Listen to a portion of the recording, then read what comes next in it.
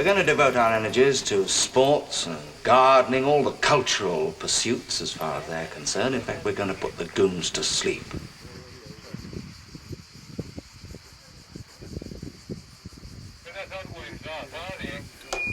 Meanwhile, we dig.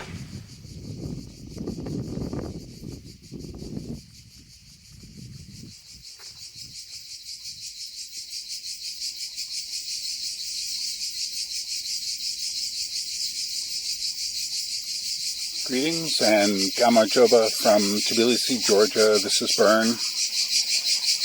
And as you may have read in the title, this is a reflection on 70 years of life. Now don't worry, I'm not going to recount all the interesting, strange, amusing, sad, tragic things that I have experienced. But I just felt it was important to somehow commemorate it. I had originally thought that I would have another gathering in Georgia around this time. Not enough people could do it. Then I thought I'd invite a few friends here to Georgia to celebrate with me. You know, life gets busy, they can't do it. So I'm having about 8 friends over for my birthday, which you're watching this on my birthday, but I've recorded this a couple of days ahead of time. But that'll do. They're very good friends here in Georgia. Many of them I've known since I first got here. Not many, but the majority. And friendship is very important here in Georgia. It's, I would say, a higher value than it is in many countries.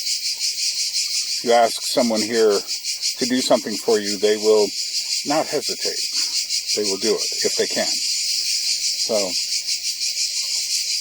and as you can hear, I am surrounded by thousands of crickets. The occasional other strange whooping bird sound. You might hear a motorcycle go by not too far away from a motorcycle track or a bicycle track. It's more of a bicycle track, but I saw some guys in small motorcycles going down it earlier. But, yeah, I like these crickets. Something we didn't get in Alaska, nor New York City, nor too much where I lived in California. A bit there, but not like this. I'm up on the side of the ridge that's part of Matatsuminda, and this is near Kustaba, which means Turtle Lake. But I purposely walked down a different trail than usual. I saw some people at a spot I really wanted to go to, but they were having a picnic, and I said, nah, I don't even want to walk by them. Let them have their time. And I hear some other Georgians back there somewhere. But I thought, let's just find a place off in the woods. I'm literally nowhere. That is to say, there would be no reason to come to this spot, which seems perfect for these kinds of reflections.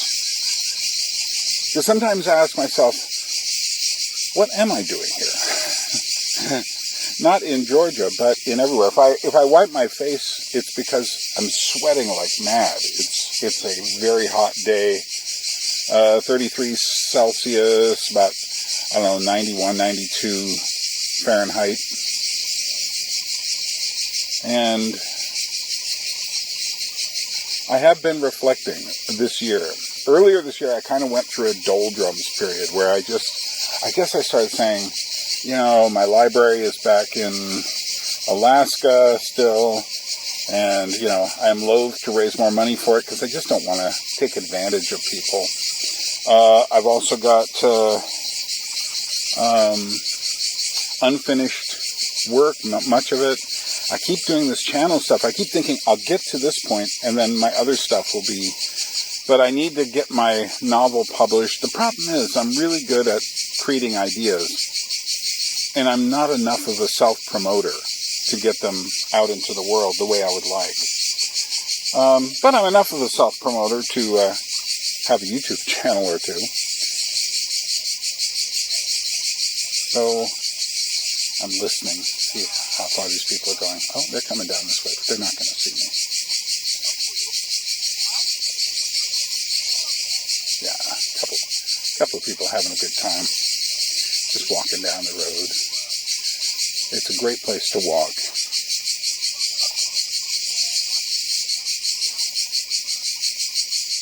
Yeah, one guy, a couple of girls, probably going to that picnic that I saw. But we aren't anywhere in particular here. And I found that picnic by going down a road I'd never gone down before. So anyway, what does it mean to get old? I mean, at 70, you can no longer claim to be middle-aged. You're officially old. Not that I feel infirm. Obviously, I feel good enough to walk down the side of a mountain. It takes 45 minutes to an hour, depending on which way I go. So I don't feel like I'm about to, as they say, kick the bucket. But I do feel, for instance, when I was 60, I could easily say, so when I'm 70. But now that I'm 70, it's a lot harder to say, and when I'm 80. Because, truthfully, a good number of people die between 70 and 80. And, I can't claim I feel all right. I don't have any outgoing conditions that are causing me daily problems or anything. Need to watch what I eat. Need to not spend so much time digging around for stuff for my channel. Need to read a bit more, as we all do. And I will be doing that. And yeah, financially, things are very tight. If you'd said to me, when I was 20, how will you be when you're 70? I would probably have said, well, I hope to be okay. I would have expected when I was 20, even when I was 30, that I would get married, have a family, and do that sort of stuff. I was looking forward to it. And it never happened. It probably didn't help that I lived in New York City between the ages of about 25 and 23, 24 and 41 for about 16 years in there. And the reason that didn't help is because the truth is people in New York City are they're different. We'll just put it that way. I'm not going to try to offend anybody by saying, oh, they're terrible people. They're not terrible people. And I met many good people there. But it's very hard to find a woman who has anything in common with me. I was always, people talk about feeling like they're outsiders and stuff. It's just like, couldn't get much further outside than me in New York. But I wasn't the kind of outsider who was, doing drugs and jumping from bed to bed to bed. I was just something else. Even that, to me, seemed like an insider. Then, if you'd asked me at 40 what I thought, I would say, yeah, I really hope to get married. Notice I've changed it from I will to I hope. At 50, it was like, maybe. At 60, it was like, well. And now at 70, I'm going, it would take an act of God for me to find someone at this point. It's not that that's impossible, but like I say, I think it would take an act of God because I'm not out just like looking for somebody. I'm doing what I've got to do. I feel the clock ticking. My mother, bless her heart, in the proper way, not the southern way, died 10 years ago, the day after my birthday, so on the 23rd, which made, people said, well, I hope you're not too disappointed on your birthday. I said, I can't possibly have a more difficult birthday than my 60th birthday. And the reason for that is because that was the night I basically waited for my mother to die. And then in the morning of the 23rd, she died. So, but I think to myself, when I saw my mother die, and it was just me and her alone in a room. Oh, that's nice. That sounds almost animal-like, as opposed to bird-like, mammal-like. Or it could be a big bird. We'll see. Oh, it's something definitely scurrying around. I hear the footsteps. I don't know if you can with all the crickets in there. Hey, boy. What are you, a big squirrel? Something. Yeah, it's definitely an animal. It has that much lower pitch sound than a squirrel. But if it runs at me, whatever it is, I will take evasive action. I'll use this stand to hit it. Or at least keep it away if it feels threatened, if I'm somewhere where I shouldn't be. Do you hear that? That sound. Anyway, so I wanted to say that when my mother passed away and I was with her, that told me a lot about death. I basically looked her straight in the face. And the 7 days before she died was just me and her alone in her apartment. It wasn't at a hospital. And I'm so glad for that. And she didn't want that. And I feel like, looking at that, I said, okay, I've got to get stuff done. And I think that's one of the things behind starting these YouTube channels, although I don't consider that getting stuff done in the sense that I really need to. But, yeah, you look death in the face and you can no longer say to yourself, yeah, you know, so when I'm 60, when I'm 70, I can't say when I'm 80. If I get to 80, and I'll be back here, I will be very relieved. I'll be grateful, hopefully not too infirm. I've always had fairly good health, which is good because I haven't had a lot of money. So that's one of the things about my life. As I was thinking about it earlier this year, it's just like, how come I never made much money? And I think because I got this idea when I was in my early 20s about researching why things had happened. And that became, I think, more important to me than anything, to do that, to try to understand, not just for me, but for you as well, and whoever else pays attention to whatever I'm saying, to understand why we came to where we got. And in a way, I guess I made a trade-off. I made a sacrifice. Because, you know, the average woman isn't looking for a guy doing that. You know, the average, it was funny, when I moved from New York City to Alaska, New York, people saw me studying all this stuff, but they just thought, oh, another crazy guy with a weird collection and stuff. They didn't realize the full reason for why I was doing what I was doing. But when I got to Alaska, I started meeting people who were my age, maybe 10 years younger or so, who had families. And they listened to what I was saying, and they realized it would be very hard for me to come up with the kinds of things you did, because the family is so important to them. And I look back now and I say, yeah, I guess I had to be the person to go out into the world and try to understand things. But it does make me wonder, you know, I think if I was living in America right now, I wouldn't be on the street. But life would certainly be tough, no matter where I was. So, and it was getting to be tight. One of the reasons I chose to leave Alaska was because they sold the place I had been in for years.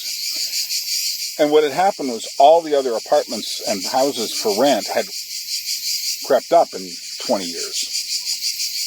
And so I just said, well, I can do that. Let me just take 6 months off and go travel and go back to Europe, do some puppet stuff, and then let's go explore this Georgia country for a second time.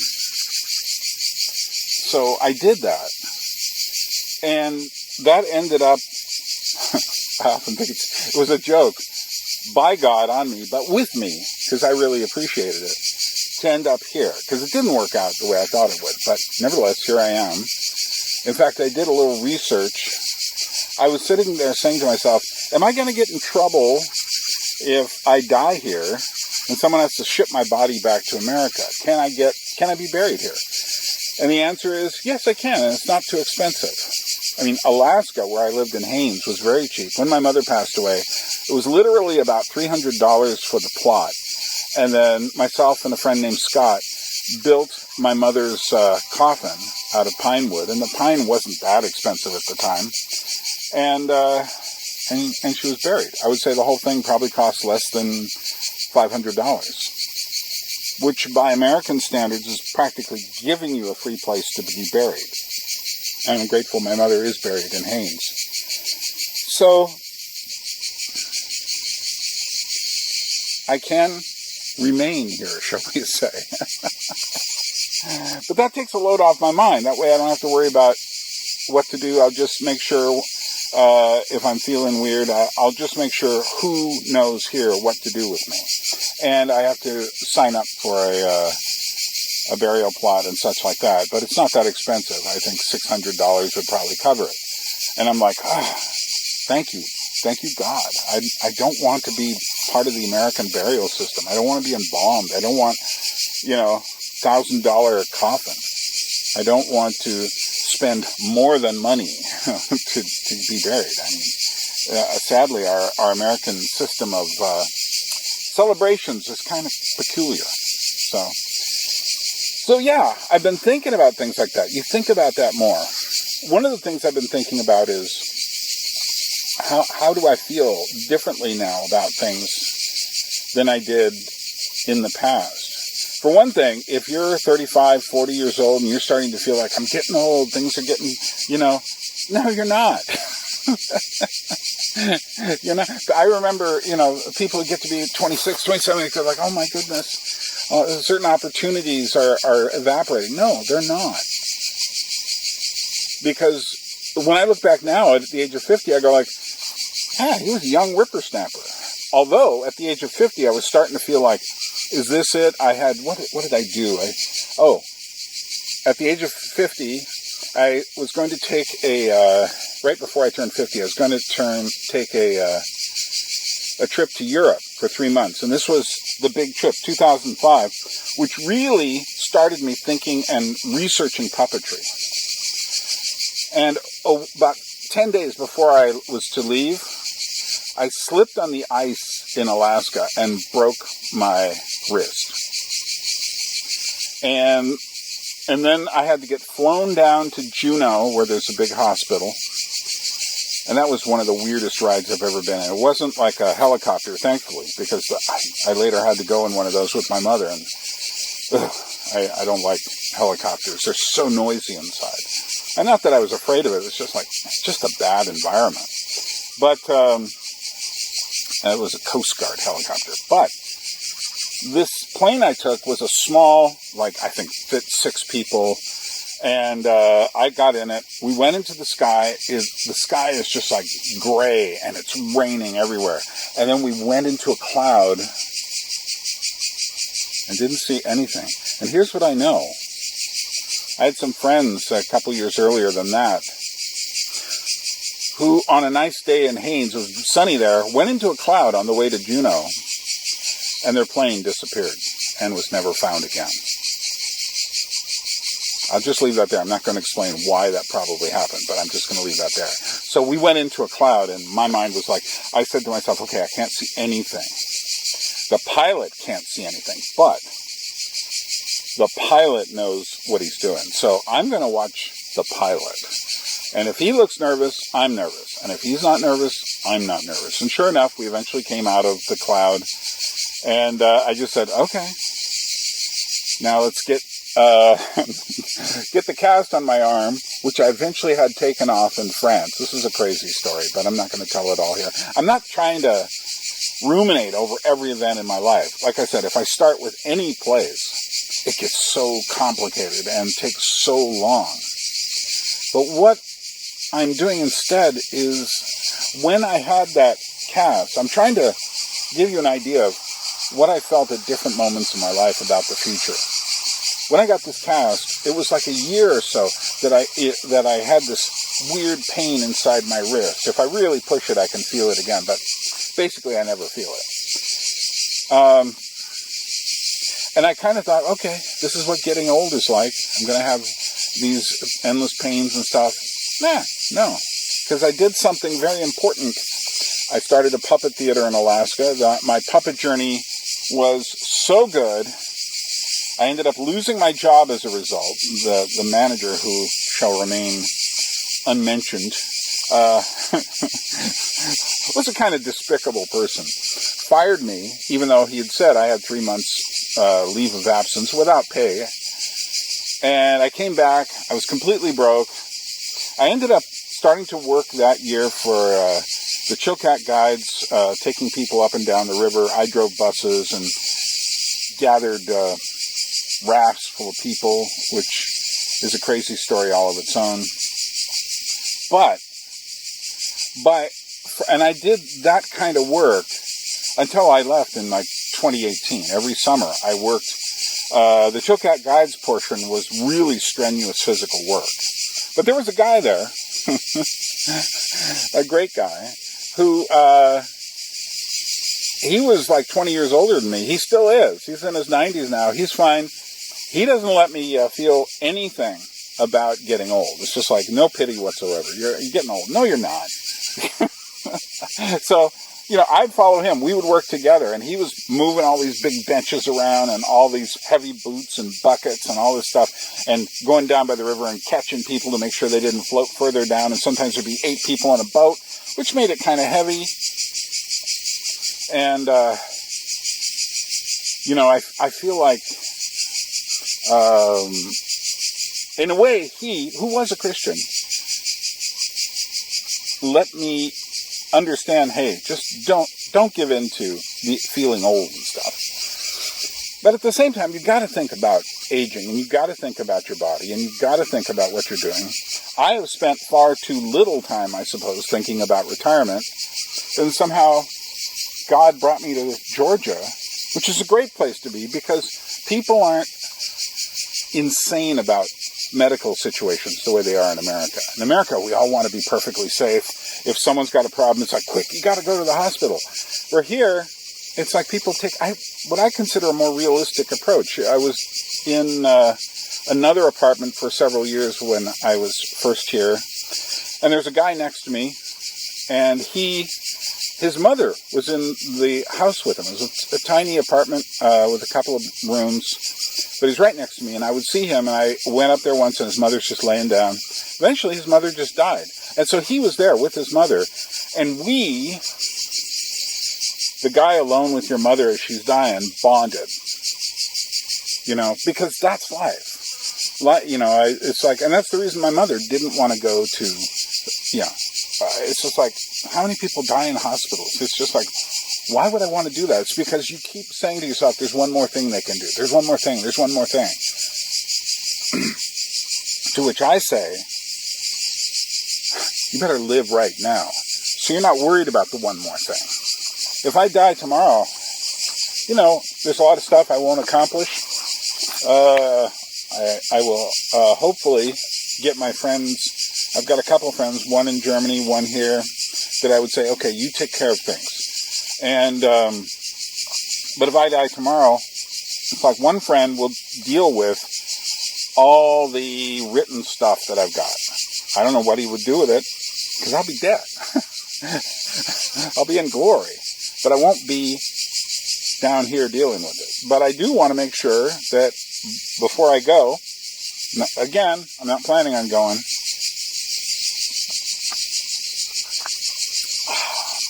Nice lemon water. Just water with a bit of lemon flavoring. But before I go, I want to make sure things are in some sort of order. One of the reasons I'm working so hard to get ideas out on my channels is because it's like, there's all this stuff in here. And you may feel you've seen a lot, but you haven't.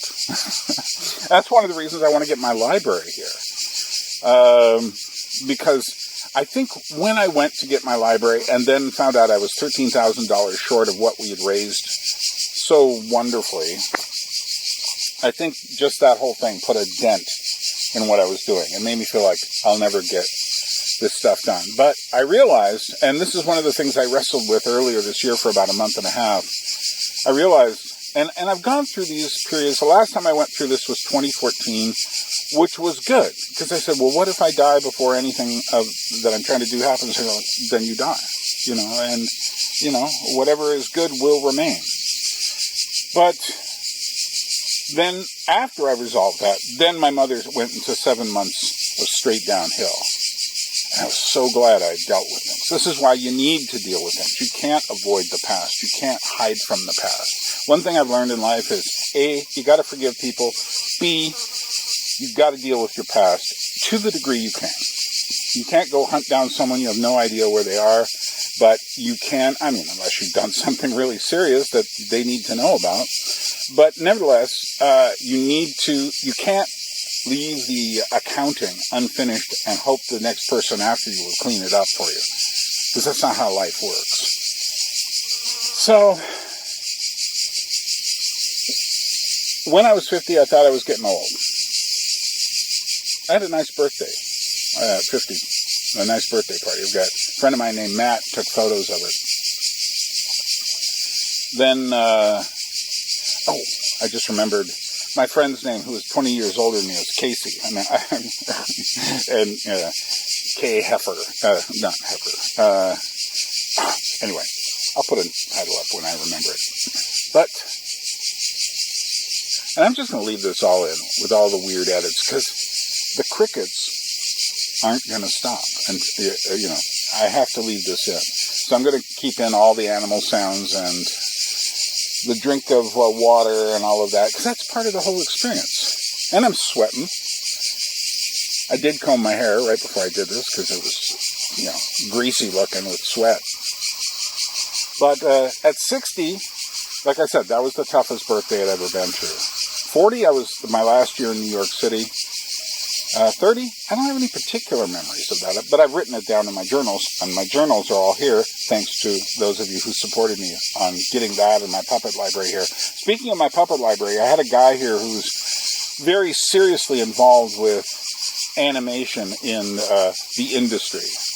And his son, his name is Robbie, and his son, Thomas, who's a Christian, and is working out with Brandon, whom I interviewed a couple of months ago, out at this little village, Uday. And, but his father, Robbie, looked at my library and said, "Oh my goodness," because he recognized what I had. Most people come, if you don't know what you're looking at, it's like you don't see it. I've got a library that's a lot like that. You just kind of go blind looking at all the titles, and you don't understand. But he understood what I had gathered together and was like, "Wow, this is amazing." And he just wanted to talk all night. But he had woken up, arrived here at 5 in the morning, had hardly slept for 24 hours, so he was dead. And I was meeting him that afternoon. But I'll meet him again. He'll come through. But that's what I'm doing here. I'm here to give what I can and to learn what I can from the Georgians, from my life here. And from you also out there who support me. I appreciate all the good comments. I don't appreciate the nitpicky, bitchy comments. I get a few of those, not too many. I would say that the people who leave comments for my channels are among some of the best commenters I've seen, because they tend to be thoughtful. I don't seem to attract a lot of trolls. I've had one or two that I've had to just cut them off, because for one reason or another they started to really get on my nerves. But generally, no. But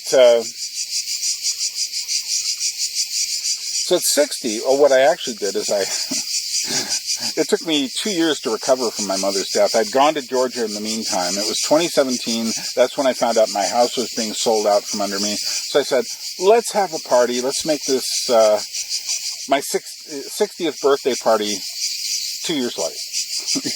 Why not? And it was a great party, and I have photos of it. Maybe I'll put a couple here. So, I don't know. I think this little birthday party with 8 very good friends will be good. And what I've told them all to do, because I'm not one to just say, come over and we'll just chill. Who cares? I said, you all have to bring one stupid story. Something you've done in your life. Not malicious, nothing you've done that you knew was wrong, but something that was stupid. You know, you locked your keys in the car, but that wasn't the final result. Locking your keys in the car is a minor league stupid, but it then led to all this other stuff. Or I accidentally locked my keys out of the apartment in New York, And that was tough to get back in. Let me tell you, because New York is, every house is guarded. But I figured it out. I got in, and it was like, oh. I probably looked like someone busting into my house to steal stuff, but I was just getting in there.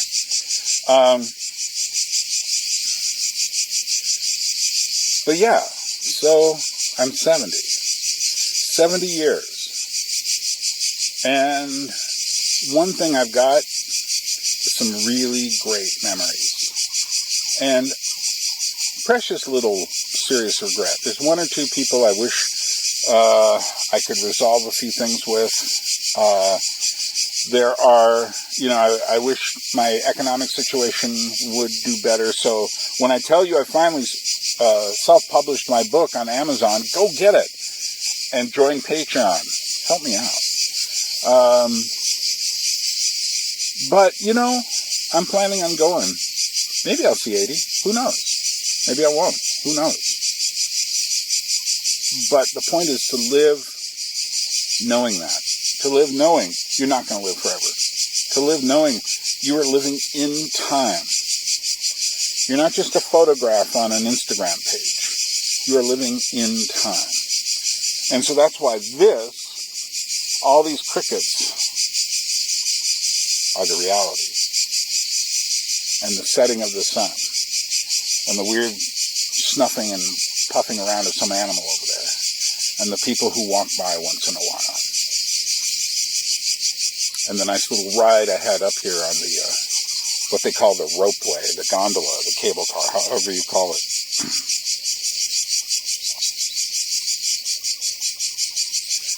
So thank you for watching this. Thanks for spending your time listening to whatever I'm saying. I hope that what I do is meaningful for you. Okay, I'm starting to get emotional. Time to stop, and we will meet again. Tbilisi.